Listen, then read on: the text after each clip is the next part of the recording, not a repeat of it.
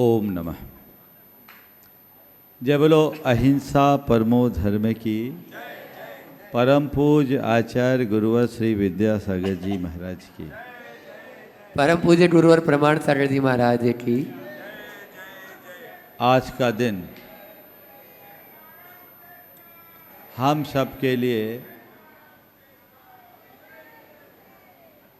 आज का दिन हम सब के लिए बहुत महत्वपूर्ण दिन है। महत्वपूर्ण इसलिए कि आज गुरु पूर्णिमा है।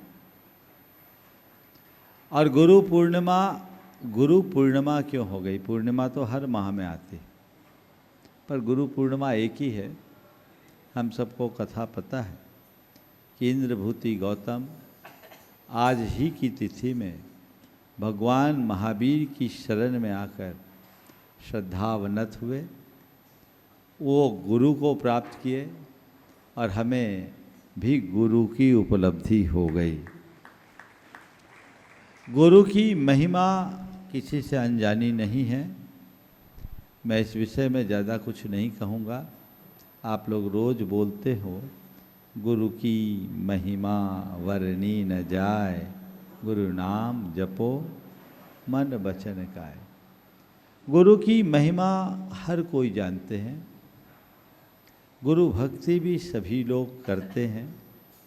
यहाँ जितने लोग बैठे हैं, मैं मानता हूँ सब गुरु भक्त लोग हैं। गुरु की महिमा से प्रेरित होकर आप गुरु भक्ति से भरे हैं और सेवा भाव भी आप सबके हृदय में है। अपना समर्पण भी प्रकट करते हैं। पर आज के संदर्भ में मैं 4 बातें आप सबसे कहूँगा। मुझे 4 संदर्भों में बात करनी है और चारों संदर्भों में ये 4 बातें लागू होगी। वो है श्रद्धा, समर्पण, साधना और सिद्धि।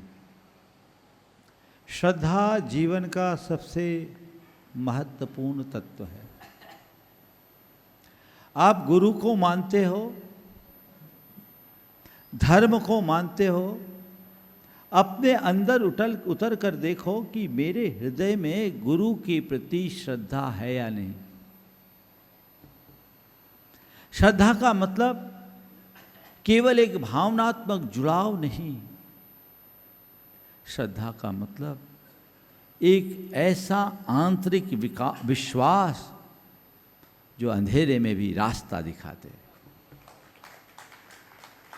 गुरु के प्रति श्रद्धा जो तुम्हें आगे बढ़ने के लिए प्रेरणा दे। श्रद्धा से जो गुरु को स्वीकार करता है, वही गुरु वचनों को अंगीकार करता है। अपने हृदय में उतर करके देखो, तुम गुरु को मानते हो या गुरु की मानते हो। गुरु भक्त गुरु को मानेगा, पर जो गुरु के प्रति सच्ची श्रद्धा रखता है, गुरु को अपना आदर्श मानकर हृदय में स्थापित करता है, वो गुरु को ही नहीं गुरु की मानता है। अपने अंदर उतर कर देखो कि तुम्हारा स्थान कहाँ है। गुरु भक्त बन पाए या गुरु के सच्चे श्रद्धालु बने हो। अपने भीतर उस श्रद्धा को प्रगटाओ, मार्ग हमारा तभी खुलेगा। इंद्रभूति गौतम भगवान महावीर से जब तक अलग थे, तब तक उनकी दशा अलग थी। लेकिन जिस पल भगवान महावीर के चरणों में आए, उनके प्रति श्रद्धा जमी, उनको अपना आदर्श बनाया, समर्पित हो गए, साधना के मार्ग में लग गए, सिद्धि के शिखर पर पहुंच गए। जिस पल तुम्हारे हृदय में गुरु के प्रति सच्ची श्रद्धा प्रकट हो जाएगी, उस दिन तुम्हें गुरु का केवल भौतिक नहीं भावनात्मक सानिध्य भी प्राप्त हो जाएगा। श्रद्धा अंतरंग में होने से गुरु हृदयासीन हो जाते हैं। श्रद्धा भाव से गुरु को हृदय में बसा लो, और जब कभी कोई बात आए, कोई दुविधा आए, आंखें बंद करो, गुरु को परोक्ष रूप से याद करो, वे तुम्हारा मार्गदर्शन देंगे, तुम्हारा पथ अपने आप प्रशस्त होगा। मैंने अपने जीवन में यही किया है। मेरा हृदय गुरु के प्रति समर्पित, बल्कि मैं ये कहूँ मेरे हृदय में केवल एक ही बसते हैं, वे हैं परम पूज्य गुरुदेव। वो मेरे हृदय में बसे हैं, और मुझे जब कभी कुछ मार्गदर्शन की आवश्यकता होती है उन्हें याद करता हूँ, वो अपने आप भीतर से प्रेरित करते हैं, रास्ता खुल जाता है। सवाल ये नहीं है कि हम भौतिक रूप से गुरु से कितना जुड़े, सवाल ये है कि भावनात्मक स्थिति क्या है। वो श्रद्धा के तत्व को अपने भीतर विकसित कीजिए। फिर समर्पण। समर्पण का मतलब क्या है? साथ रहना, हर बात मानना, आगे पीछे घूमना, सब कुछ वार देना, ये समर्पण का उथला रूप है। समर्पण हमारी प्रगति का सबसे सबल आधार है, और समर्पण का मतलब केवल एक ही है, अपने मैं को खो देना। मैं को खो देना, अपने अहंकार को विसर्जित कर देना। अहंकार के विसर्जन के अभाव में समर्पण नहीं होता, और जब तक अहंकार का विसर्जन नहीं होता तब तक जीवन की वास्तविक प्रगति नहीं होती। नदी बहती है, सागर की ओर बहती है, वो क्या करती है?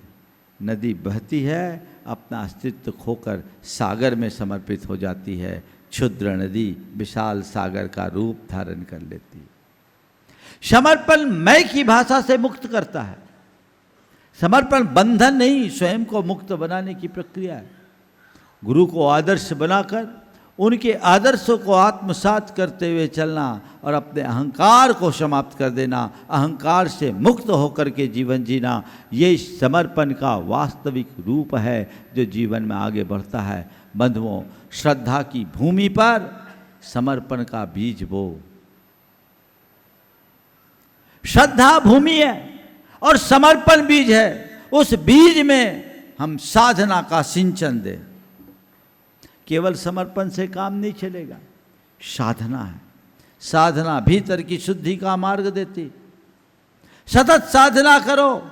साधना का मतलब क्या है? अपने अंदर के काम, क्रोध, लोभ, मोह का शमन करो, ये साधना है। हम धार्मिक क्रियाएं बहुत करते हैं। धार्मिक क्रियाओं को संपन्न करना एक अभ्यास हो सकता है, लेकिन भीतर से जीवन को रूपांतरित करना वास्तविक साधना है। अपने अंदर उतर करके देखो कि मेरे भीतर साधना की क्या स्थिति। साधना से जीवन की शुद्धि होती है, और जिसकी शुद्धि होती है उसी की सिद्धि होती है। तो मैं कहूँगा कि श्रद्धा की धरती पर समर्पण का बीज बो, साधना का सिंचन दोगे तो सिद्धि का पेड़ उगेगा, फल लगेगा, जीवन धन्य होगा। तो आज के इस गुरु पूर्णिमा के प्रसंग में संक्षेप में ये 4 बातें मैंने आप सबसे की है। इन्हें अपने जीवन का अंग बनाएं। यहीं पर विराम। बोलिए परम पूज्य आचार्य गुरुवर श्री विद्यासागर जी महाराज की।